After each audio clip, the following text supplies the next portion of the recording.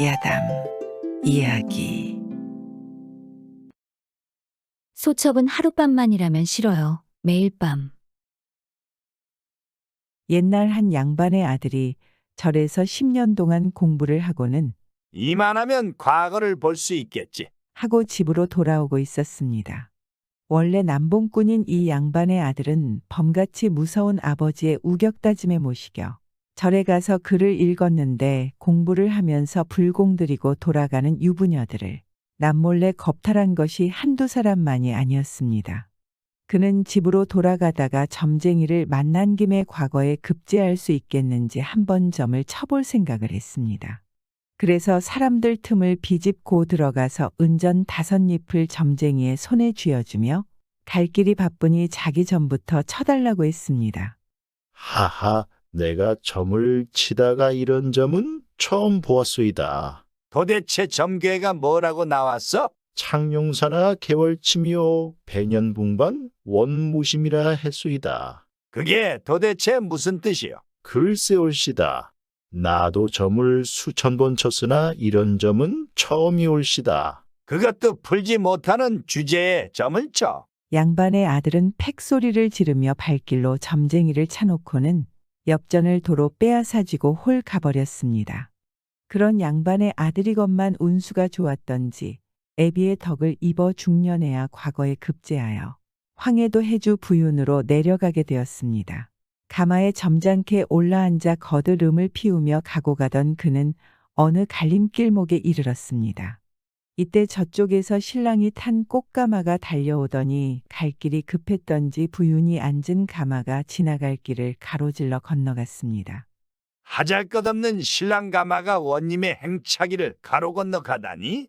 예의범절도 모르는 저런 방자한 놈 봤나? 부윤은 괘씸한 생각이 울컥 치미는지라 묻지 말고 저 안에 있는 놈을 붙잡아 말꼬리에 달고 가자. 하고 추상 같은 영을 내렸습니다. 이방과 나졸들이 달려들어 신랑의 두 손목을 결박지은 다음 그를 말꼬리에다 달아맸습니다. 말이 천천히 걸어도 뒷발에 채여서 죽겠는데 말에 채찍질까지 하니 신랑은 얼마 가지 않아 죽고 말았습니다. 그리하여 신랑이 오기를 손꼽아 기다리던 신부는 동방화촉은 고사하고 신랑의 얼굴도 보지 못한 채 생과부가 되고 말았습니다. 생각할수록 기막히고 원통했습니다. 신부는 땅을 치며 통곡하고 하늘을 우러러 하소연해도 미어지는 가슴을 달래길 없었습니다. 그러다가 밖에 놓인 꽃가마를 보자 무슨 생각이 들었던지 가마를 영구로 삼아 신랑의 시체를 가마에 모시게 하고 새 이불안을 뜯어내어 자기 가마에 씌운 다음 소복단장하고 가마에 올라앉아 신랑네 집으로 떠났습니다. 하여 잔치날 난데없는 삿갓가마가 신랑 가마의 뒤를 따르게 되었습니다. 삿갓가마를 타고 시집을 가서 남편의 장례를 지내고 난 세각씨는 시아버지를 찾았습니다. 아버님, 참을 수가 없나이다. 남편의 원수를 꼭 갚겠사오니 남편이 생전에 입던 옷 한 벌만 주십시오. 아들의 시체를 모시고 삿갓가마를 타고 와서 장례를 지낸 것만 해도 보통 여자가 아닌데 피에 맺힌 아들의 원수까지 갚아주겠다니 말릴 부모가 어디 있으랴. 그의 시부모들은 그에게 원수가 다름 아닌 해주사이니 부디 조심해서 처사하라고 신신당부했습니다. 그날로 세각씨는 남복을 하고 해주로 떠났습니다. 그런데 기회를 찾아 원수를 갚으려 하였으나 그런 기회가 좀처럼 생기지 않았습니다. 읍내의 아전들도 원님을 만나 뵙기가 어려운데 타지방에서 온 시골 총각이야 말해 무엇하랴. 세각씨는 생각하고 생각하던 끝에 남복을 벗고 기생이 돼야겠다는 생각을 했습니다. 다른 기생보다 출중하면 계집을 좋아하는 원님을 조용히 만날 수가 있을 것이며 잘만 하면 원님의 부중기생이 될 수도 있을 것이라고 생각했습니다. 세각씨는 집에 돌아가 재산을 털어가지고 서울로 올라가서 퇴기기생과 명창기생들을 찾아다니며 가무를 배웠습니다. 그런 후에 남동생을 데리고 해주로 내려가서 집을 사고 개월기생집이라는 문패를 내걸었습니다. 그러자 해주 일판에 어중이 떠중이 활량들과 알건달들이 밀려들더니 이는 해주바닥에 둘도 없는 미인이여 노래 잘 부르고 춤 잘 추는 기생이라는 소문이 쫙 퍼졌고 남자로 생겨나서 개월기생을 못 보면 병신이고 대장부 아니라는 말까지 떠돌았습니다. 그래서 한다하는 양반 나으리들도 개월기생을 찾아갔습니다. 헌데 그들은 개월이가 어찌나 요염한지 보기만 해도 뼈마디가 물러앉아 그의 손목 한 번 쥐어보지 못하고 녹초가 되어 새끼를 꼬며 돌아가곤 했습니다. 며칠 후에는 개월이란 기생이 어찌나 도도한지 고을 양반들의 부름에도 응하지 않고 자기 집에서만 손님을 맞이한다는 소문이 파다하게 퍼졌습니다. 부중의 벼슬아치들이 남먼저 그를 조용히 만나려고 뇌물을 보냈건만 한 달 안에는 이미 약속한 사람들이 꽉 차서 받지 않고 돌린다는 것이었습니다. 발 없는 말이 천리를 간다고 그런 소문이 고운 여자라면 오금을 못 쓰는 해주부 윤의 귀에 안 들어갈 리 만무했습니다. 기생 개월에 대한 이야기를 얻어들은 부유는 달밝은 보름밤에 변복을 하고 따라 나서는 나졸들을 돌려보낸 후 단신으로 살그머니 기생집으로 갔습니다. 그러자 기방에 앉았던 육방나으리들이 내 꼬리 봐라 하고 주랭랑을 놓는 바람에 개월이는 묻지 않고서도 이자가 바로 사또라는 것을 대뜸 알아차렸습니다. 예, 아무개야. 얼른 방을 깨끗이 닦고 새우를 편 다음 꽃방석을 내다 놓고 사또 영감 모셔라. 아무개야, 너는 대문을 닫아 걸고 다른 손님은 받지 말아라. 사또는 기생이 자기를 위해 부산을 피우는 것이 은근히 기뻤습니다. 사또는 방에 앉자마자 어느새 새 옷을 갈아입고 분단장을 다시 하고 들어오는 기생을 보게 되었습니다. 얼굴은 실로 방금 솟아오른 달덩이여 몸매 또한 물찬 제비라. 아까 문 밖까지 마중 나와 모시지 않아 곱갑던 마음은 봄눈 녹듯 녹아버리고 말았습니다. 사또님께 누추한 저희 집을 이렇게 찾아주시니 황송하기 그지없나이다. 첫날 각시처럼 아장아장 걸어들어와 아미를 숙이고 무릎을 꺾고 앉으며 예하는 그 모습이 어찌나 황홀했던지 입을 해벌리고 엉덩방아를 찢던 사또는 과시 소문과 다름이 없거나. 라는 생각이 들어 그래, 제주가 하도 뛰어났다기에 내 한번 보려고 나왔노라. 하고 점잖게 화답했습니다. 술잔이 오가고 노래와 시조로 간을 녹이니 얼큰하게 된 사또는 좋아, 좋아. 그대는 내 품에만 안기려고 다른 놈들을 거들 떠보지도 않았구나. 내일 중으로 너를 부중기생이 아니라 아내로 맞을 테요. 요 귀여운 거사. 하며 기생을 끌어안으려 했습니다. 사또님께서는 취하셨나 봅니다. 아, 그래. 나 취했구나. 기왕 왔던 바에 하룻밤만 자고 갈까? 소첩은 하룻밤만이라면 싫어요. 매일 밤. 하하, 그래? 그럼 오늘부터 영원할 동방어에 보금자리를 마련하여라. 개월이는 술상을 물리고 품속에다 비수를 품은 다음 방에 들어와 비단이불을 펴고 베개를 놓았습니다. 그새를 못 참아서 옷을 헐헐 벗어던지던 부유는 무슨 생각이 들었던지 내가 여직 내 이름을 묻지 않았군. 무엇이라 부르느냐? 하고 물었습니다. 개월이라 부르옵니다. 개월이라? 개수나무에 걸린 다리로구나. 그 이름 참 좋다. 이름만 좋고 저는 나쁘시단 말씀이옵니까? 아니지. 그럴 리가 있나? 자리에 누우려던 사또는 보름달빛이 베개울을 환하게 비추는지라 그 빛을 따라 밖을 내다보니 달빛 아래 거무칙칙한 산이 우뚝 솟았는 것이 눈에 띄어 저 산 이름이 뭐지? 하고 물었습니다.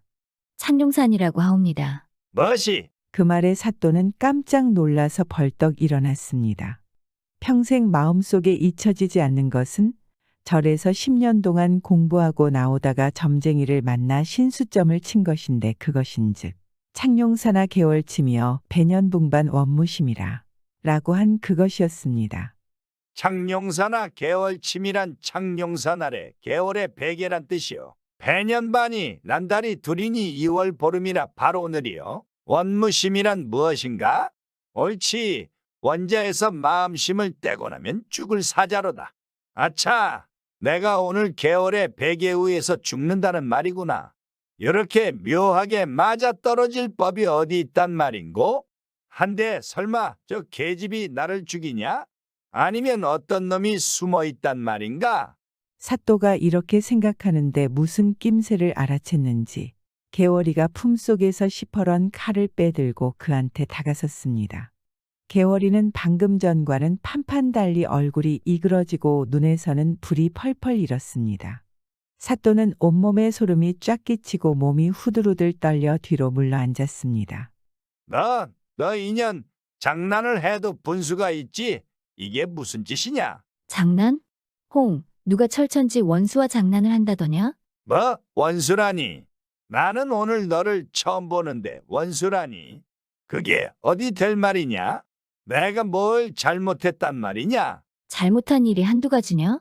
내 놈이 부사로 도입하는 첫날부터 무고한 백성을, 그것도 일생에 한 번밖에 없는 장가가는 신랑을 처참하게 죽이고서도 죄가 없단 말이냐?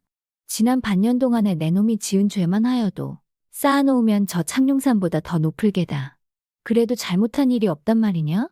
내가 바로 내 놈의 손에서 처참하게 죽은 그 신랑의 각시다. 그래도 죄가 없단 말이냐? 그제야 사또는 원무심이란 글자의 함의를 깨닫고 앞을 보니 기생이 눈에 쌍심지를 켜고 비수를 꼬나 잡고 다가서는지라 질겁해서 여봐라. 하고 소리를 지르며 문을 박차고 나가다가 날아드는 몽둥이의 이맛빼기를 얻어맞고 눈앞이 아찔해서 두 손으로 머리를 싸쥐고 돌아서는데 어느새 칼이 가슴에 푹 박히니 아! 소리를 지르며 비틀거리다가 꼬꾸라지고 말았습니다. 그러자 개월이는 다시 소복단장을 하고 죄를 지낸 후 억새야, 어서 집에다 불을 질러라. 그리고 빨리 떠나자. 하고 재촉했습니다. 그 길로 개월이는 삿갓가마를 타고 바람같이 사라졌는데 불을 끄려고 달려나온 사람들은 기생과 사또가 불 속에서 재가 된 줄 알고 미인의 운명이란 단명이라니까. 창룡산에 호랑이가 죽었으니 백성들이 길을 펴게 됐네. 하고 말했습니다.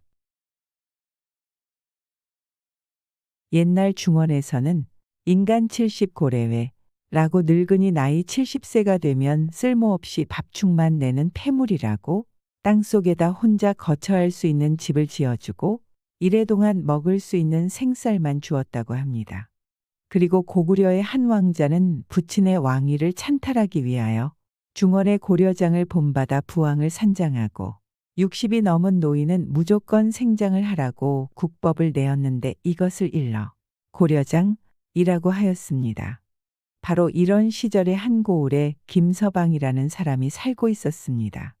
그는 땅이 없고 소가 없다 보니 남의 집 머슴살이를 하였고 그의 아내는 삭발레를 하면서 겨우 그날그날을 연명해 갔습니다. 그러던 차에 아들 하나를 낳아 기쁘기는 한량없었으나 그 대신 아내가 일할 수 없게 되어 가뜩이나 쪼들리던 살림은 더욱 말이 아니었습니다. 그런데 그 아내가 설상가상으로 산후병으로 시름시름 앓다가 그만 약 한참 못 쓰고 세상을 뜨고 말았습니다. 아내를 잃은 김서방은 하는 수 없이 넉 달이 된 아들을 꿍져안고 동네방네 떠돌아다니며 젖동량을 하여 키웠습니다. 그러다가 아들이 3살이 되던 해에 아들을 데리고 한 대감네 집에 종으로 들어갔습니다. 대감네 집에는 김서방의 아들과 동갑인 딸이 있었는데 둘은 만나는 날부터 그림자처럼 붙어 다녔습니다. 어려서는 눈만 떨어지면 둘이 함께 소꿉놀이에 팔려 해가 뜨고 지는 줄을 몰랐고 크면서는 글방에 다니며 글을 배웠습니다. 이러는 사이에 어느덧 세월은 유수같이 흘러 김서방의 아들은 벌써 18살이 되었습니다.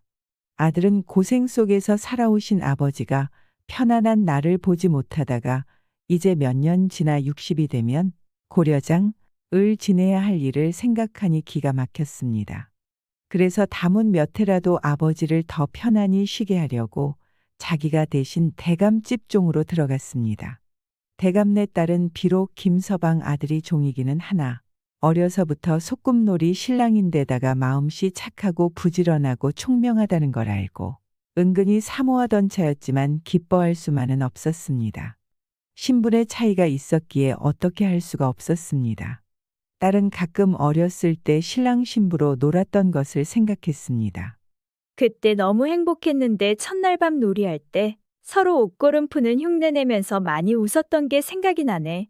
진짜 너와는 안 될까? 라고 생각하면서 한숨을 내쉬었습니다. 그래서 그들의 정은 남몰래 점점 깊어갔습니다. 헌데 그때 김서방은 어느새 60세가 되어 당장 고려장을 당하게 되었습니다. 김서방의 아들은 아버지가 넉 달 된 자기를 안고 동네방네 찾아다니며 젖동냥하여 자기를 기른 정과 어린 자기가 계모의 손에서 구박을 받을까봐 호라비로 늙으면서도 후처를 하지 않은 일들을 생각하니 차마 그 아버지를 생장할 수 없다고 생각했습니다. 그래서 아무도 모르게 햇빛이 잘 드는 양지 쪽 산비탈에다 미리 땅굴을 파 돌집을 지어놓고 아버지가 60살이 되니 아버지를 그곳에다 모셨습니다. 아들은 정작 땅굴에 아버지를 두고 생이별을 하자니 발이 떨어지지 않아 피눈물을 쏟으며 아버지의 두 손을 마주 잡았습니다. 아버지, 국법이라 자식으로서도 어쩔 수 없는 일이옵니다. 아무쪼록 진지를 제때에 드시고 해가 뜨면 햇빛을 쬐시고 밤이 되면 잡념을 버리시고 일찍이 주무시옵소서. 그 후 아들은 매일 밥을 날라다 떼창구멍으로 들여보내고는 그 옆에 쭈그리고 앉아 그날그날 듣고 본 일들을 아버지에게 낱낱이 알려드려 아버지를 기쁘게 해주었습니다. 이렇게 하기를 1년이 되던 어느 날이었습니다. 하루는 대감집 딸이 얼굴에 수심을 가득 담고 가만히 김서방 아들을 찾아왔습니다. 그 사연을 물으니 외국에서 사신이 와서 3가지를 알아맞추라는 난제를 냈는데 아직까지 조정의 문무백관 가운데서 아무도 알아맞추는 사람이 없으니 나라에 인재가 없다고 남의 업수임을 받고 침략을 받을 것이므로 지금 조정은 물론이려니와 온 나라가 수심에 잠겼다는 것이었습니다. 그래서 나라님께서는 이 3가지를 알아맞추는 사람에게는 만금상의 벼슬까지 준다고 했다는 것이었습니다. 그날 저녁 아버지의 무덤인 땅굴에 간 김서방의 아들은 아버지, 석반을 받으세요. 하고는 쭈그리고 앉아 낮에 대감집 딸에게서 들은 이야기를 고스란히 했습니다. 그릇을 내보내면서 아들의 귀에 대고 여차여차하게 그 3가지를 풀라고 알려주었습니다. 그 이튿날 김서방의 아들이 대감을 찾아가서 자기가 그 문제를 풀이하겠노라고 여쭈니 대감은 회색이 만면에서 정말로 알아맞추고 돌아오면 내 자네를 사위로 삼겠노라며 즉시 그를 안방에 데리고 들어가 새 옷을 갈아입힌 다음 말을 태워 대궐로 보내었습니다. 웬 시골 총각이 난데없이 나타나 국난을 제거해 주다니 왕은 다소 못 믿어왔지만 아무도 나서는 사람이 없으니 행여나해서 즉각 문무백관을 불러들이고 외국 사신을 모셔왔습니다. 그 사신이 세조롱을 가리키며 물었습니다. 저 새 새끼가 무슨 새인고? 네, 공작새로소이다. 저 새가 이 나라에 오늘로 아무 것을 먹여도 먹지 않으니 무엇을 먹이면 살려낼 수 있을까? 네, 우리나라 속담에 산 사람 입에 거미줄이 치랴 라는 말이 있사옵니다. 그러니 납거미줄을 걸어다 먹이면 살 줄 아옵니다. 그래서 당장으로 납거미줄을 걷어다 주니 공작새는 그걸 납작납작 받아먹었습니다. 그때까지만 해도 고구려에서는 공작새를 기르지 않아 아무도 이걸 아는 사람이 없었던 것이었습니다. 그 사신이 또 물었습니다. 이 나무 방망이는 무엇인고? 네, 홍두깨 방망이로소이다. 보다시피 이 홍두깨 방망이는 앞뒤가 꽃같이 굵은데 대체 어느 쪽이 밑이고 어느 쪽이 위인고? 네, 물에 잠가보면 알 것으로 아랍니다. 그건 어떻게 하는 말인고? 네, 나무는 같은 나무라도 밑쪽은 더 단단하고 무거운 물에 더 잠길 것이오나 우쪽은 그보다 덜 잠길 것이옵니다. 그 말에 사신은 입이 막혀 눈만 디룩거리다가 이번에는 똑같은 백마 두피를 가리키며 물었습니다. 저 말 두피는 모두 암컷이고 크기가 털빛깔 할 것 없이 똑같은데 대체 어느 것 네 어미 말이고 어느 것이 새끼 말이겠는고? 네, 저 말두필이 확실히 어미말과 새끼말이라면 소인은 저걸 마구간에 끌고 가서 먹이를 먹여보면 인차 가려낼 수 있나이다. 어떻게 가려내겠는고? 내 구유 쪽에다 곱비 길이가 꼭 같게 2마를 매고 구유 한복판에다 여물을 놓으면 알 수 있나이다. 어떻게 아는고? 네, 고개를 수긋하고 제 앞에 여물만 먹는 것은 어미말이고 제 것은 놔두고 남이 것부터 후벼다 먹는 말은 새끼말이옵니다. 그것은 무슨 까닭인고? 네, 비록 짐승이오나 제 새끼를 사랑하는 사람과 같은가 하나이다. 어미말도 배가 고프니 먹기는 합니다만 제 앞의 것을 먹을 국리뿐이지 새끼의 몫은 거들떠 보지도 않사옵니다. 오히려 철 모르는 새끼말이 제 앞의 것을 후벼 먹어도 가만히 있을 것이옵니다. 이렇게 되어 김서방 아들은 망금상을 타고 돌아와 대감집 딸과 잔치를 하였습니다. 며느리의 절을 받은 김서방은 기쁘기는 하였으나 한편 날이 갈수록 근심이 태산 같았습니다. 그러던 어느 날 김서방은 아들을 앉혀놓고 자기 생각을 털어놓았습니다. 얘야, 내가 이번 걸음에 망금상을 타고 장가까지 들어 내 죽어도 원이 없다만 한 가지 근심이 있구나. 이제 앞으로도 나라에 어려운 일이 생기면 또 너를 부를 텐데 이 애비가 죽은 뒤에 넌 누굴 보고 물어보겠느냐. 아무래도 장차 너에게 화가 미칠 터이니 일찌감치 대왕님께 사실을 고하고 죄를 청하여라. 이 늙은 것이 국법을 어기고 남몰래 살아남아 한 노릇이니 죽여도 나를 죽일 것이다. 하지만 내사 이미 죽은 몸이니 두 번 죽는 게 아까울 게 뭐냐. 아들이 곰곰이 생각해 보니 아버지의 말씀이 100번 지당한지라 눈물을 흘리며 아버지를 하직하고 임금을 찾아가서 사실대로 아뢰고 형벌을 청했습니다. 그랬더니 임금은 김서방 아들을 크게 치하하였습니다. 내 과시 효자로다. 너 같은 효자가 있기에 나라의 큰일을 해결했는데 어찌 형벌을 가할소냐.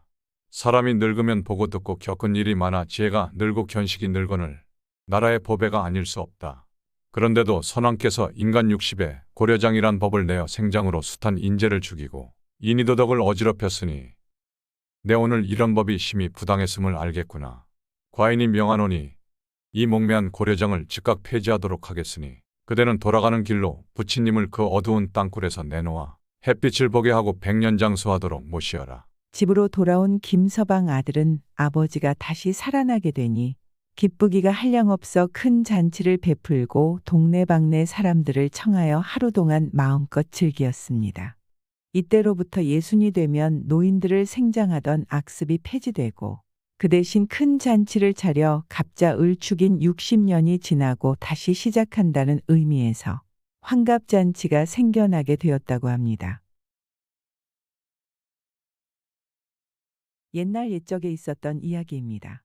낙엽도 지고 뼈만 앙상한 나무가지들이 애처로운 비명소리를 지르는 겨울 어느 날 신창군의 신관사또가 내려왔습니다. 신관사또를 볼 것 같으면 구척희의 얼굴은 말상이요. 볼은 축 처졌는데 쭉 재진 족제비누는 피발이 선데다가 안개가 낀 듯 흐리멍텅해서 답답할 지경이었습니다. 사또의 이런 꼴만 봐도 사또는 심술사납고 술과 여자들이라면 오금을 못 쓰는 위인이라는 것이 뻔했습니다. 아니나 다를까 부임한지 달포가 지나도록 사또는 정사를 볼 대신에 기생부터 시작하여 오늘은 산놀이여 내일은 들놀이 게다가 어중이 떠중이 문무관원과 군내의 양반나 불행이들이 엇갈아 청하는 주연에는 한 번도 빠질세라 다 참여했습니다. 그때마다 술에 만취하여 부녀자들을 희롱하니 백성들의 뒤공론과 원망소리가 자자했습니다.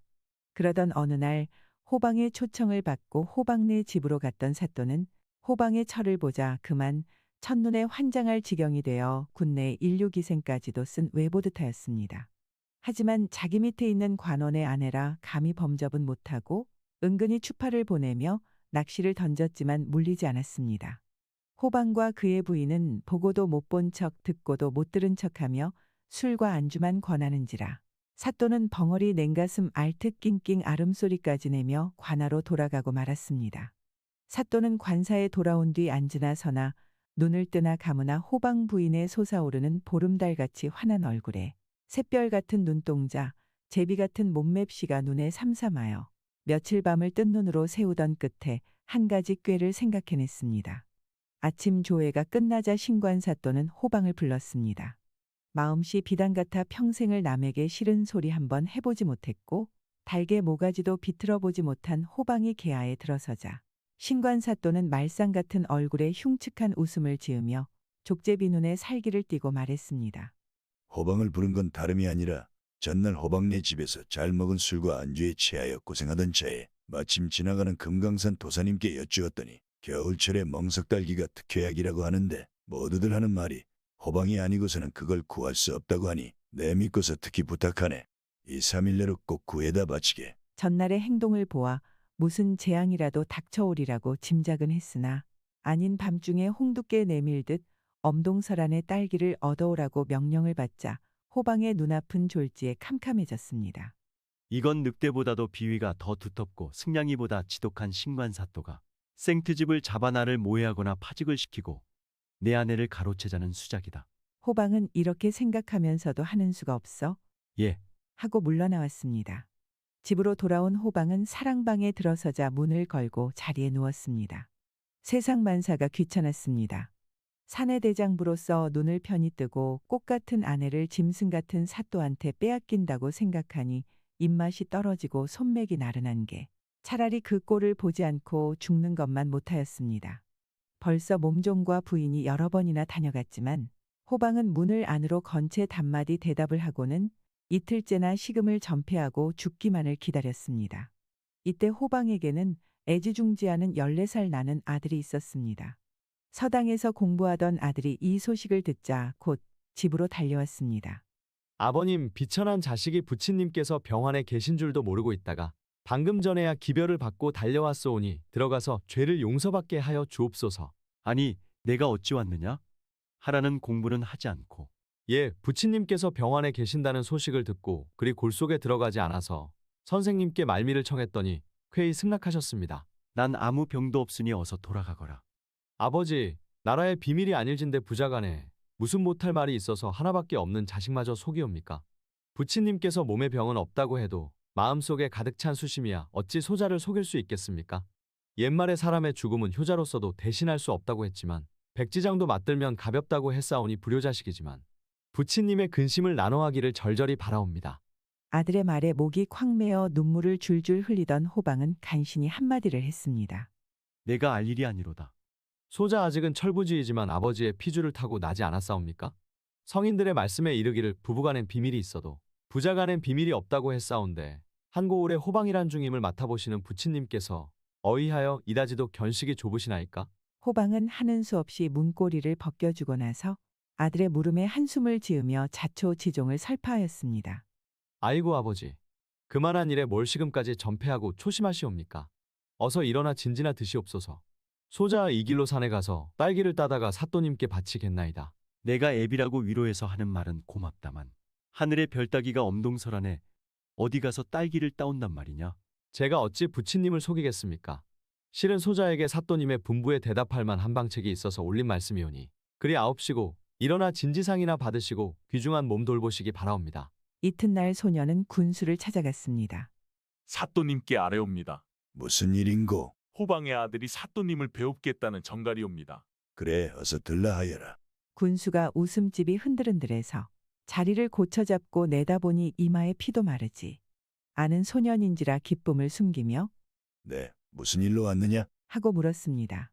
예, 아뢰옵기 황송하오나 그저께 사또님의 분부를 받고 백설이 휘날리는 뒤산으로 딸기 따러 갔던 소인의 부친인 호방께서 곰한테 당해 옴짝달싹 못하고 있나이다.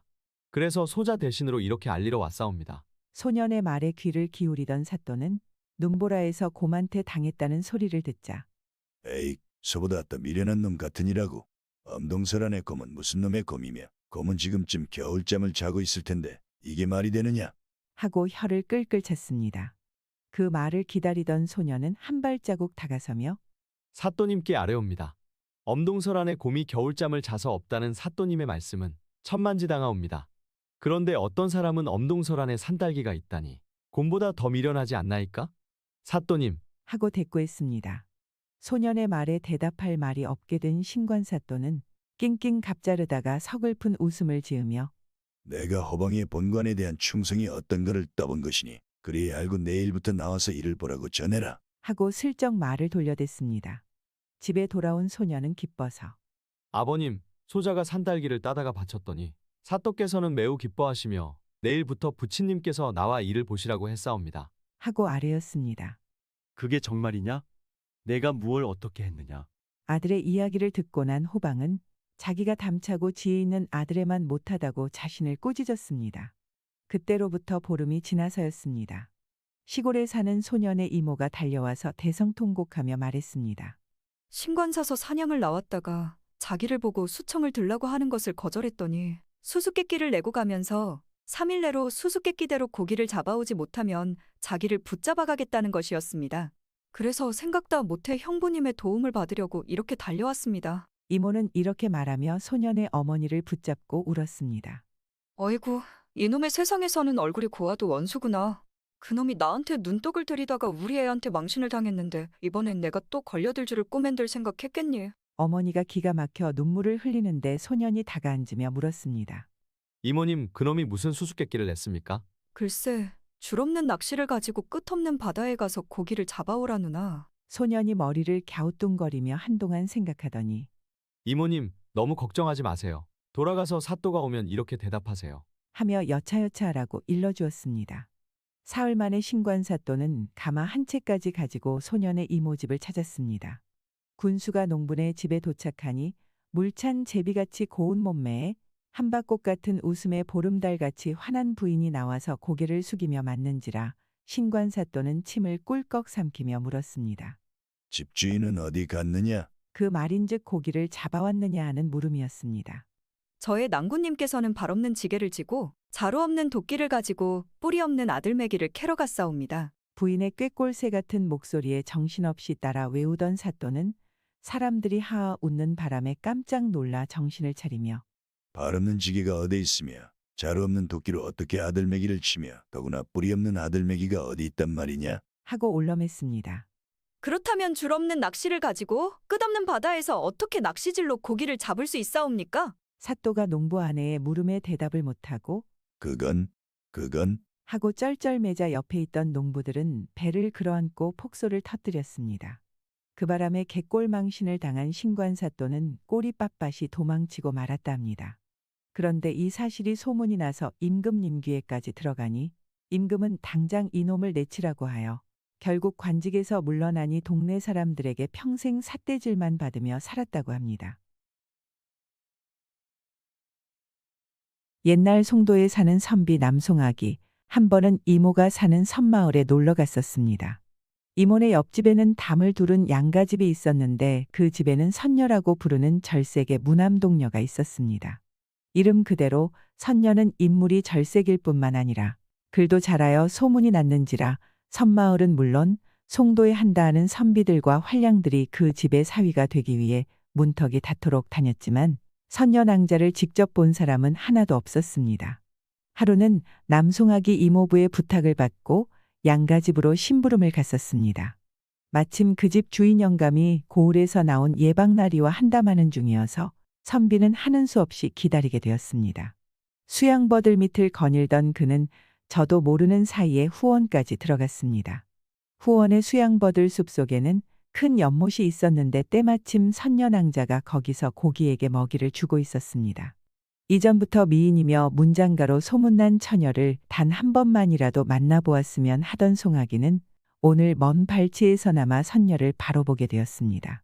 그를 바라보는 순간 천하가 불시에 환해지면서 숨이 막히고 가슴이 답답하여 심장의 박동마저 멈추는 것 같았습니다. 아, 하늘의 선녀도 왔다가 울고 가리라. 난데없이 들려오는 웬 남자의 감탄 소리에 선녀는 왓들 놀라 고운 손으로 입을 막았습니다. 주위를 돌아보던 선녀의 눈이 수양버들 아래에 서 있는 준수하고 훤칠한 사나이의 눈길과 마주치자 얼굴을 붉히며 치마자락을 끌고 별땅으로 사라졌습니다. 단꿈에서 깨어난 듯 허전한 마음을 달래며 이모네 집으로 돌아온 송아기는 눈을 뜨나 감으나 선녀의 모습이 눈앞에 삼삼하여 도무지 마음을 진정할 수가 없었습니다. 아, 내가 선녀낭자를 아내로 삼지 못할 바에는 차라리 속세에 인간으로 태어나지 말고 문 옆에 수양버들로 자라났더라면 추나추동 사시절을 밤과 낮이 따로 없이 그를 맞고 바라며 한 생을 보낼 것을라. 사랑이란 이렇게도 사람을 괴롭게 구는 것인가? 삶과 죽음이 사랑 속에 있는 모양이기에 그 사랑에 속아서 울고 그 사랑의 귀한 목숨도 초계같이 버리는 것인가? 이렇게 밤낮으로 생각하던 송아기는 정열에 끌어넘치는 사랑의 고백을 시로 써서 담장 너머로 처녀에게 보내었습니다. 그러나 손꼽아 기다리는 회답은 없었고 짝사랑에 불타는 송악의 마음은 등잔심지처럼 바질바질 타기만 했습니다. 송악은 타는 가슴을 달랠 길이 없어 하루에도 두세 번씩 담장 밖을 애돌며 휘파람을 불었고 그러다가는 또 다시 시를 써서 담장 안으로 보내곤 하였습니다. 나중에는 선녀낭자, 초계 같은 서생이 체면을 무릅쓰고 여러 번이나 목매어 불렀건만 어이하여 대답이 없나이까? 미물의 짐승인 개가 짖어도 이 개하고 굳이 질라니 사람이 묻는 말에 욕이라도 하셔야 하지 않겠나이까? 이번에도 대답이 없으시다면 살아서 맺지 못한 인연을 죽어가서라도 맺기 위해 차라리 내 먼저 염라대왕을 찾아가 기다리겠소이다. 라는 위협의 편지도 써보냈습니다. 그게 효험이 있었던지 아니면 그 무엇이 처녀의 마음을 흔들어 놓았던지 선녀한테서 선비님은 죽으려 하셔도 죽을 수 없는 몸이옵니다. 모든 일은 죄다 때가 있는 줄로 하오니 연분이 있다면 어이하여 만나지 못함을 두려워하겠나이까. 라는 정갈이 왔습니다. 편지의 뜻을 해득한 송아기는 얼마나 기뻤던지 즉석에서 자기의 안타까운 심정을 편지에 썼습니다. 선녀랑자, 옛말에 이르기를 어진 자는 산을 좋아하고 지혜로운 자는 물을 좋아한다 하였는데 나는 산을 좋아하고 낭자는 물을 좋아하거늘 산과 물은 떨어질 수 없음이라 이 어찌 연분이 아니며 지난날 목가에서 우연히 만난 것도 어찌 하늘에 정해준 연분이라 아니하겠나이까. 이튿날 선녀한테서 회답이 왔습니다. 덕과 학문을 닦으시는 서생의 몸으로 어이하여 삼강오륜을 모르옵니까? 부모의 허락 없이 자기 마음대로 남자를 따를 수 없는 것이 여자인 줄 왜 모르나이까? 하오니 선비님께서 천한 소녀를 생각하느라 창창한 앞길을 그르치지 마르시고 학업의 정력을 몰부으시어 과거에 급제하신 다음에 소녀의 부모님께 청혼하셔도 늦지 않을 것이며 그때면 소녀도 선비님과 백년해로 하며 받들어 모실까 하나이다. 부디 옥체만강하옵시고 학문을 닦아 연분을 마련하옵기를 두 손 모아 비나이다. 송아기는 심절이 느끼는 바가 있어 낭자, 내 마음은 언제나 선녀량자를 따르고 있음을 잊지 마소서. 내 3년 석 달 열흘 안에 과거급제하고 풍악을 울리며 그대를 맞으러 갈 것이니 장부에 천금 같은 언약 잊지 말고 기다려주소이다. 라고 써서 담장 안에 던지고 그 길로 송도로 올라갔습니다. 희망과 사랑은 힘이 되어 송아기는 학업으로 지는 해 뜨는 달을 맞고 발해였습니다. 세월은 유수같이 흐르고 흘러 어느덧 한 달이 지나고 1년이 지났습니다. 관연한 처녀이긴 하지만 경국지색으로 소문난 처녀인지라 선년의 집엔 매파들이 쌀 뒤주에 골방 쥐나들 듯하여 이젠 부모들의 성화 같은 독촉이 날로 심해졌습니다. 선녀는 첫 해에는 나이가 어리다고 잡아댔고 두 번째 해엔 늙으신 부모만 남겨놓고 떠날 수 없노라 구실을 댔으나 올해에는 핑계를 댈 수도 없었거니와 된다손쳐도 쓸데없었습니다. 한 것은 이미 지체 높은 반의 아들과 혼사를 하고 잔치날을 기다리고 있었기 때문이었습니다. 처녀는 안타까운 마음을 안고 오늘일까 내일일까 하고 선비를 기다렸습니다. 하늘에서 내렸는지 아니면 땅에서 솟았는지 난데없이 잠자던 처녀의 마음속에 파문을 일으켜놓고 3년 석 달 열흘 안에 오마하고 훌쩍 떠나더니 어찌하여 3년이 지나도록 님은 안 오실까. 선녀는 애타는 심정을 하소연할 곳 없어 10여 년 동안 자기가 던져주는 먹이를 먹고 무럭무럭 자라 꼬리치며 뛰노는 고기들을 보고 중얼거렸습니다. 미물의 고기들아, 내가 너희들을 먹여 기른 지도 10년이 넘었구나. 10년이면 강산도 변한다는데 너희들은 어이하여 속타는 요 내 마음을 이다지도 몰라주나. 이제 열흘만 있으면 나는 맘에도 없는 재상집 귀신이 될 터인데 그 후부터는 누가 너희들에게 먹이를 주며 너희들과 즐길 것이냐. 아, 한 번 먹은 일편단심, 저승에 가서도 변할 수 없구나. 기다리는 님은 오지 않고 며칠 후면 콧바는 양반자재 날 데리러 온다 하니 안타까운 이 심정을 그 누가 송도에 계시는 낭구님께 전하겠느냐. 선녀의 말이 끝나기 바쁘게 연못에 물이 부글부글 끓어지더니 팔뚝 같은 고기들이 펄쩍펄쩍 뛰어올랐습니다. 그래서 선녀는 비단필에 쓴 편지를 꽁꽁 말아서 못에 다 던졌습니다. 그러자 큰 잉어 한 마리가 물 위에 뛰어올라 떨어지는 편지를 넙적 받아 물더니 꼬리치며 속으로 사라지는 것이었습니다. 이때 송도에서 부지런히 공부하여 과거에 급제한 남송아기는 한림학사의 벼슬까지 재수받고 보니 너무나 기뻐서 장에 가서 부모님께 드리려고 펄쩍펄쩍 뛰는 잉어 한 마리를 사들고 집으로 왔습니다. 잉어를 깨끗이 씻은 다음 배를 가르니 배 속에서 난데없는 비단천이 나왔습니다. 하도 이상하여 펼쳐보니 자기에게 보내온 선녀의 편지였습니다. 3년 전에 언약한 한시도 잊은 적 없는 선녀낭자께서 써보낸 급박한 사연이었습니다.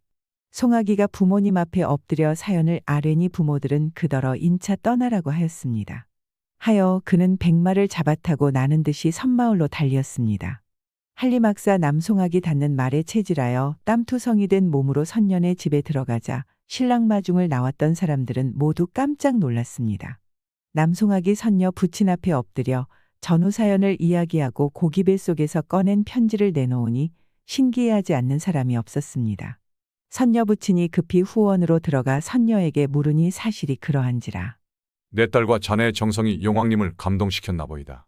하늘과 바다가 정해준 천생배필인데 낸들 어쩌겠나. 헌데 저기 오는 신랑의 말을 들어봐야지. 노인은 말을 타고 오는 신랑을 마중 나가 자초지종 이야기하고 나서 처분을 발했습니다. 천생의 연분이란 것도 따로 있는 법인데 내 어찌 순종하지 않겠소. 신랑은 가마를 뒤로 돌리고 말머리를 돌려 오던 길을 되돌아갔습니다. 이리하여 한리막사 남송악은 천하일색 선녀를 아내로 맞이하여 하루를 20의 맞잡이로 서로 아끼고 사랑하며 우로는 부모님을 공대하고 아래로는 자녀들을 양육하면서 백년해로 했다고 합니다.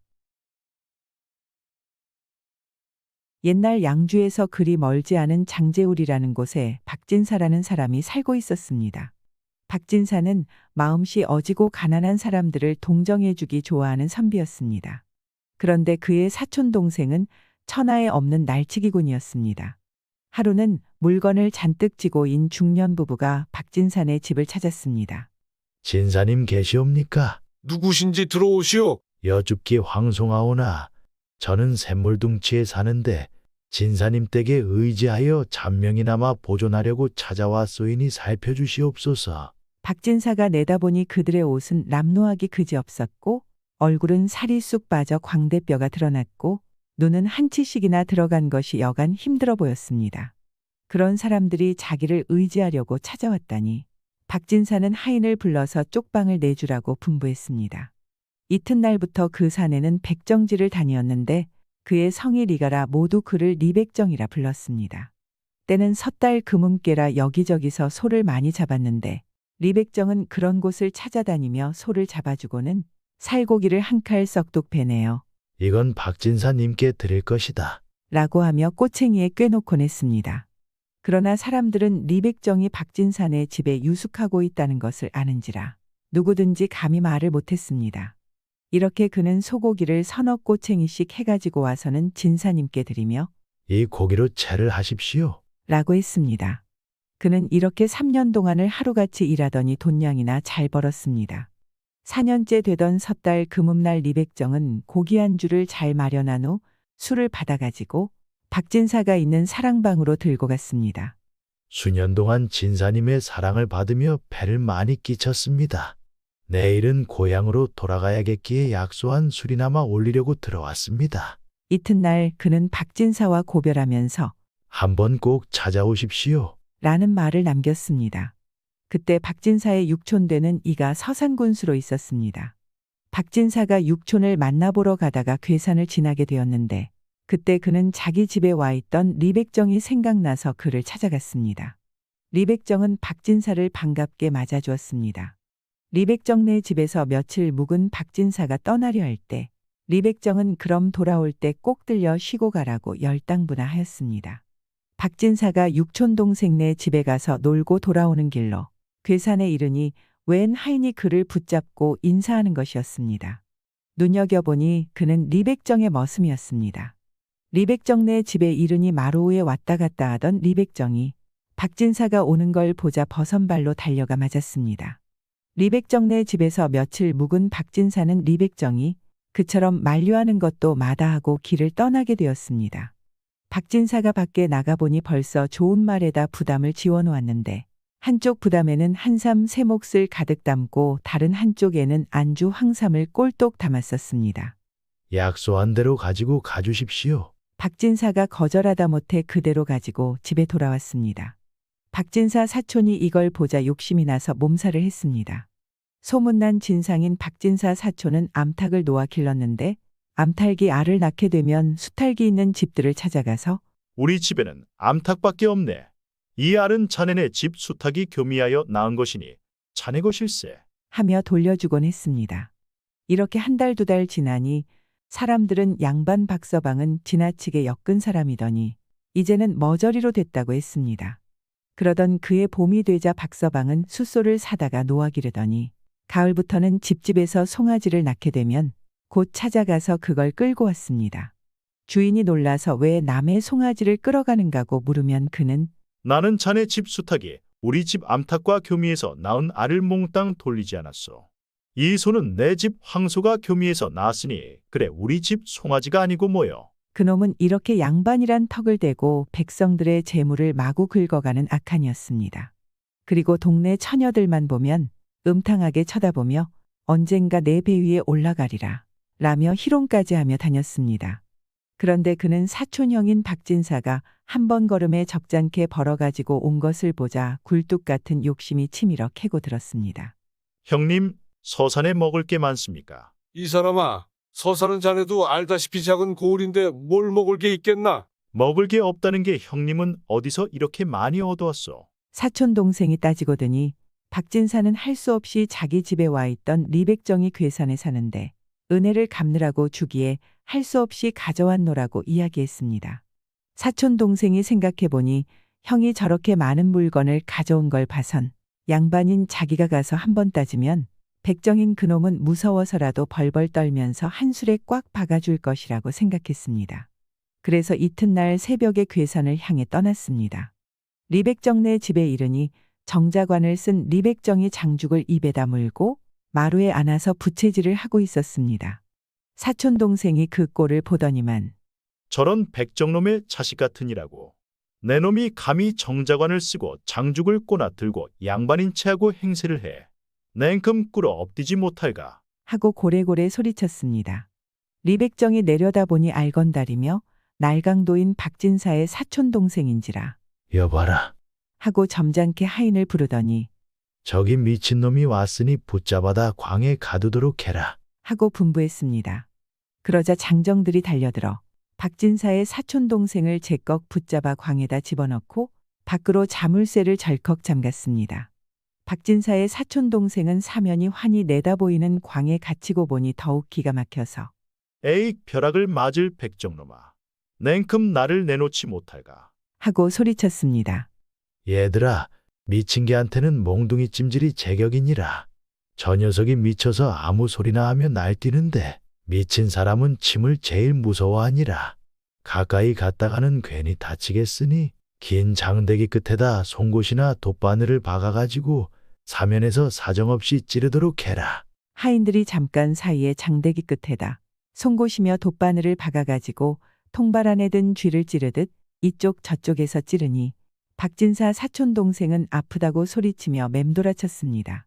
저쪽으로 피해가면 저쪽에서 찌르고 이쪽으로 피해오면 이쪽에서 찌르는지라 그는 앉을래야 앉을 수도 서 있을래야 서 있을 수도 없어서 이리 뛰고 저리 뛰며 사람 살리라고 소리치다가 나중에는 맥이 지나여 입을 다물고 말았습니다. 얼마 후에 정신을 차린 그는 이놈의 백정놈. 어디 두고 보자. 양반을 괄시한 내 놈을 껍질을 벗기고 삼족을 멸하도록 서산군인 조카한테다 고발할 테다. 하고 욕을 퍼부었습니다. 그러자 사방에서 또 침으로 찌르자 그는 끝내 실신하채 입을 봉하고 말았습니다. 그제서야 리백정은 이제는 저놈의 정신병이 떨어진 모양이니 내도록 해라. 하고 호령했습니다. 박진사 사촌 동생은 아픈 것도 있고 다리야 날 살리라 하고 달아났습니다. 이리하여 남의 재물을 톡톡히 털어가려던 양반은 미친놈으로 몰려 물매만 맞고 쫓겨나고 말았습니다. 박진사의 사촌 동생은 그 길로 서산군수로 있는 조카를 찾아가서 상놈인 백정한테 괄시당한 억울한 사정을 상소했습니다.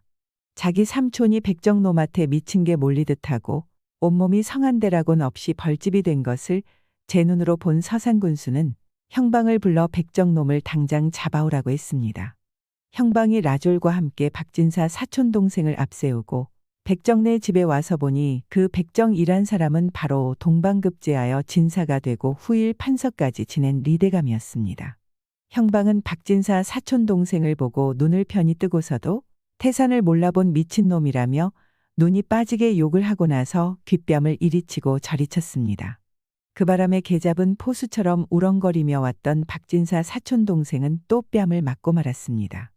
리대감이 임금의 포악한 행실에 불만을 품고 병을 핑계로 고향에 내려와 있다가 살림이 하도 구차해서 가짜 백정 노릇을 한 걸 알길없는 박진사의 사촌 동생인 알건달은 이와 같이 리대감의 재물을 빼앗으려다가 그만 갯골망신을 당하고는 내빼고 말았다 합니다.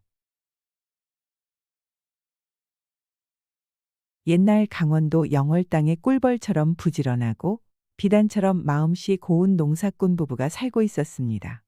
어느 해 흉년이 들어서 부지런한 농부부부도 도토리로 연명하게 되었습니다. 그런데 어느 날 백발인이 그 농부네 집에 쌀동량을 왔습니다. 마음씨 고운 농부는 쌀동 밑을 박박 긁어서 노인님께 드리고는 점심때가 되었으니 요기나 하고 가시라며 도토리 범벅을 내놓았습니다. 노인님이 맛을 보더니 둘이 먹다가 한 사람이 죽어도 모르겠다. 주인장, 이건 뭘로 만든 겁니까? 하고 물었습니다. 산에 가서 도토리를 따다가 잘 우려서 찐 다음에 떡치듯 치고 거기에다 산꿀을 버무린 것입니다. 아, 그렇군요. 그러기에 다른 음식에 꿀을 버무린 것보다 더 달콤하고 맛이 있습니다. 노인님께서는 퍽 시장하셨던가 봅니다. 아니올시다. 임금님께서도 이런 음식은 못 자셔 봤을 겁니다. 이만하면 진상도 갈만합니다. 노인이 떠나간 다음에도 농부의 머릿속에서는 진상도 갈만하다. 던 그 말이 떠날 줄을 몰랐습니다. 정말이야. 아무리 현명하고 백성들을 사랑하는 임금이라지만 1년 365일을 삼시로 진수성찬에 묻혀 있을 것이니 이런 도토리 음식은 못 자셔봤을 거야. 그러니 시골 농사꾼들이 쓰디 쓴 도토리마저 없어서 굶고 있는 걸 모를 테지. 농부는 이런 생각이 들자 임금님께 진상을 드리려고 마음먹었습니다. 그래서 도토리를 우리고 또 우리고 찢고 또 찧어서 삶은 다음 도토리 따러 갔다가 얻어온 산꿀을 섞어서 도토리 범벅을 만드는데 2개의 단지에다 따로따로 만들었습니다. 도토리 범벅을 첫 번째 단지에다 넣으려니 농부의 부인이 서방님, 거기는 다른 구멍이에요. 여기에다 넣어야죠. 라며 2번째 단지를 가리키자 농부는 다 이유가 있어. 라며 단지 안에 있는 도토리를 범벅을 하여 뭉친 후 덩어리 4개를 망태기에 넣어 걸머지고 서울로 떠났습니다. 시골 농부가 며칠을 걸어 서울장 안에 들어서고 보니 촌닭 관청에 온 격이라 어디가 궁궐이고 어디가 국밥집인지 몰라 두루 수소문하며 돌아다니다 보니 해가 넘어갔습니다. 그런데 서울에는 이상하게도 산으로 넘어가는 것이 아니라 기와지붕으로 넘어갔습니다. 그는 주막을 찾아 이리저리 다니다가 남대문을 지나게 되었습니다. 지친 데다가 하루 종일 굶은 농부는 우선 조용한 곳을 찾아서 요기를 하려고 남대문 물루으로 올라갔습니다. 망태기를 벗어 그곳에서 배보자기를 꺼내놓고 이건 임금님께 진상할 거야. 하며 도토리 범벅 3덩이를 따로 내놓고 다른 덩이를 쥐더니 이게 내가 먹을 거야 하고는 그걸 맛있게 먹었습니다. 먹고 나니 소르르 잠이 오는지라 그는 남은 것을 얼른 싸서 망태기에 넣고는 그걸 목침 삼아 베고 누웠습니다. 이때 야순을 돌던 숙종대왕이 남대문을 지나다가 추워. 추워. 하는 신음소리를 듣고는 멈춰서서 귀를 기울이더니 시종을 보며 애서 기다려라. 하고는 곧장 물루으로 올라갔습니다. 올라가 보니 허술한 옷차림의 농부가 새우 잠을 자면서 신음을 하고 있었습니다. 여보시오. 얼른 일어나시오. 이런 곳에서 주무시다가 병이라도 들면 어쩌려고 그러? 그러자 농부는 베고 자던 망태기부터 끌어안고 일어나 앉으며 임금의 아래우를 훑어보고 나서 그가 술라군도 도적놈도 아님을 확인한 다음에야 나 진상 온 사람이요. 하고 자랑의 찬 목소리로 대답했습니다. 진상이라니? 누구한테 뭘 진상한단 말이오? 임금님께 도토리 범벅을 진상하러 왔소. 숙종대왕이 무엇을 못 먹어봤으랴만 도토리 범벅이란 말은 처음 듣는 소리여서 여보시오. 나 좀 맛봅시다. 하고 농부 앞에 쭈그리고 앉았습니다. 그러자 농부는 숙종대왕의 뺨을 철썩 갈기며 이놈아, 임금님이 잡수실 걸 내가 먼저 먹어. 하고 소리쳤습니다. 얼벌한 뺨을 문다지던 숙종대왕은 내가 바로 임금이다. 는 말을 감히 못했습니다. 한편 숙종대왕은 이놈이 미친놈이 아니면 분명히 자기에 대한 충성심이 하늘에 닿은 사람이겠다는 생각이 들어서 일부러 허어 웃으며 실은 내가 잘못했구려. 헌데 상감님께 진상 오신 분이 이런 데서 자다가 병이라도 나면 어쩌겠소? 그리고 혹시 도적놈들한테 털리와도 그렇고. 그러니 이렇게 합시다. 내가 오늘 밤 잠자리를 마련하고 내일 아침에 진상할 곳도 가르쳐 드릴 테니 그걸 조금만 먹어봅시다. 하고 다가앉았습니다. 진상할 곳을 가리켜 주겠다는 말에 귀가 벌쭉해진 농부는 반색하며 정말로 진상할 곳을 아시오? 하고 다잡아 물었습니다. 알고 말고 내 비록 옷은 남루하게 입었어도 서울장안 구석구석 안 가본 곳이 없어. 그래 정말 가르쳐주지? 장보일원이 충천금이라고 일구위원에서야 되겠소. 그러자 농부는 망태기 속에서 배보자기를 꺼내더니 큰 덩어리 3개는 두 손으로 받들어 따로 놓으며 이건 임금님께 진상할 거고 하고 말하고 나서 큰 덩어리를 쥐어 일부를 뚝 끊어 잡숴보시오. 하며 임금님께 드렸습니다. 도토리 범벅을 받아든 숙종대왕은 저렇게 임금에 대한 마음이 직심스러우니 과연 순박한 농부로다. 하고 생각하며 도토리 범벅을 한 입 떼서 씹어보니 뜨겁고도 뚫어 목구멍으로 넘어가질 않았습니다. 그러나 자기를 위해서 백리를 왔고 말끝마다 자기에 대한 진정이 흘러넘치는 것을 생각해서 눈을 감고 꿀꺽 삼키었습니다. 내가 맛을 봤으니 말한 대로 주숙할 집을 알선해드리지요. 자, 나를 따라 내려갑시다. 숙종대왕은 먼저 내려가서 시종을 보고 뭐라고 수군거렸습니다. 이분을 따라가면 잠자리를 마련해주고 내일 아침에 어전으로 안내해줄 테니 편안히 다녀가시오. 이거 정말 고맙소. 그런데 우린 아직 인사수작도 없었구만. 하하하. 난 서울에 사는 선비요. 자는 숙이고 이름은 종이요. 천자문이라도 읽은 농민이었더라면 그리고 숙종대왕이 패포파립하고 야순행을 한다는 이야기만이라도 들었더라면 숙종이 우스갯소리로 성은 숙이여 이름은 종이라고 했으니 이 선비가 바로 숙종대왕이라는 것을 알았으련만 농부는 그걸 알 리 없었습니다. 그래서 숙선비, 내일 다시 만납시다. 하고는 헤어졌습니다. 이튿날 농부가 시종을 따라서 눈부신 어전으로 들어가니 원로에 오시느라고 노고가 많으셨겠소. 하는 임금의 말소리가 들렸습니다. 어디서 듣던 목소리라 한번 임금의 얼굴을 쳐다보고 싶었지만 농부는 감히 엄두를 못 내고 도토리 범벅 3덩이를 시종에게 드리고는 엎딘 채로 아뢰었습니다. 임금님께서는 미천한 농부가 올리는 변변찮은 음식이오나 잡숴보시옵고 말씀해 주시길 바라옵나이다. 숙종대왕은 어쩌녁에 이미 맛을 보았는지라 도토리 범벅에 손이 가지 않았습니다. 하지만 농부의 청에 모시겨 한 조각을 떼어 입안에 넣으니 어쩌녁 것과는 달리 감칠맛이 나는 게 별맛이었습니다. 그제야 그는 옳거니 어쩌녁 내가 맛본 것은 농부가 먹다 남은 것이었지. 이것은 분명히 임금께 진상하겠다면서 따로 내놓던 것이었구나. 하는 생각이 들어 즉석에서 시중을 시켜 도토리 범벅을 문무대신들에게 골고루 나누어 주어 맛보게 하였습니다. 농부는 듣거라. 이런 도토리 범벅이 또 있는고? 소인이 먹다 남은 것이 있사옵니다. 그래. 그것도 맛 좀 보게 이리로 올려라. 그 소리에 농부가 깜짝 놀라 엉덩이를 땅에 대고 임금을 쳐다보니 아무리 봐도 어쩌녁에 자기한테 뺨을 맞은 선비가 분명한지라 다시 한번 초풍할 지경으로 놀라며 죄를 청했습니다. 눈이 있어도 임금님을 알아보지 못하고 괄시한 이놈의 목을 잘라주옵소서. 문무대신들은 웬 영문인지 몰라 두리번거리는데 임금이 껄껄 웃었습니다. 하하하. 짐을 악몽에서 깨어나라고 일깨워 주었는데 어찌 형벌이 당할소냐? 형벌 대신에 어쩌녁에 맛보던 도토리 범벅이나 올려라. 이건 안 되옵니다. 이건 천민들이나 먹는 쓰겁고 떫은. 하하. 농부들도 먹을라니 짐이라고 먹지 못할 이유가 있느냐? 황차 어쩌녁에 맛을 보았는데 쓴약의 병을 고친다고 어서 올려라.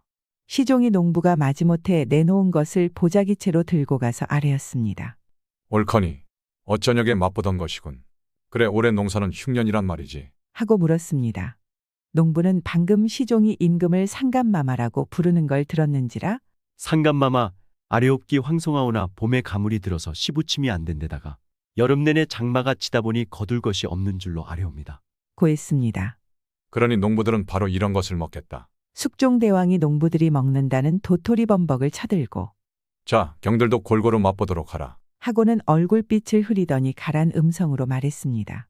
짐은 농부가 진상온 까닭을 잘 알았노라. 나라의 쌀독을 맡은 농부들이 지금 기아에 허덕이고 있구려.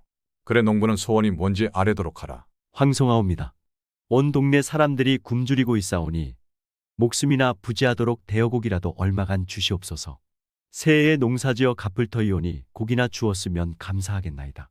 숙종대왕은 농사꾼들의 고달픈 사정을 하소연하고자 자기를 찾아왔고 또 그토록 자기에게 충성하는 농부가 그지없이 고맙게 생각되어 이렇게 말하였습니다.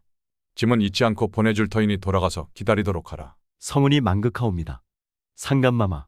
농부가 너무도 황송하고 기뻐서 한 채로 뒤걸음치며 물러서는데 임금이 다시 농부를 불렀습니다.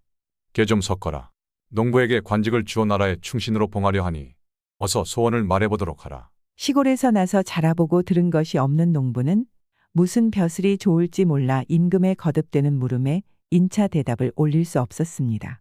그는 나서 자란 영월에 단종황의 능원이 있는데 능원을 지키는 사람을 참봉이라고 부르던 것을 생각하고 꼭 벼슬을 시키려거든 영월 참봉이나 했으면 하옵니다. 고 아래였습니다. 그래서 숙종대왕은 즉석에서 농부를 종구품 벼슬인 영월능원 참봉으로 봉하여 가마를 태워 내려보냈습니다.